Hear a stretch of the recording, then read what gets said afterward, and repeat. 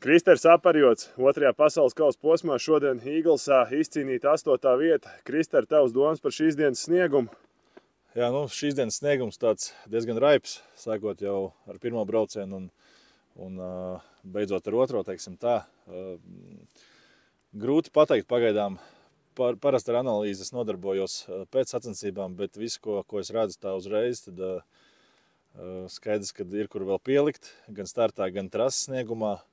Šur tur, protams, arī tehniskais izpildījums nedaudz pieklibo, bet domāju, ka esam uz pareizā ceļa. Jebkurā gadījumā ir nedaudz izdevies labāks starts kā iepriekšējās sacensībās pagājušajā daļā Norvēģijā.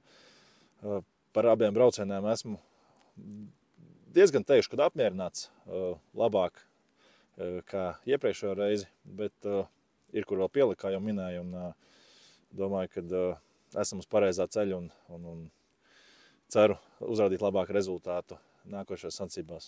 Gribu pateikt visiem skatītājiem, atbalstītājiem, draugiem, ģimenei, kas turpina sekot līdzi, turpina atbalstīt, neskatoties uz ne uz ko, un netik labo sniegumu sezonas sākumā.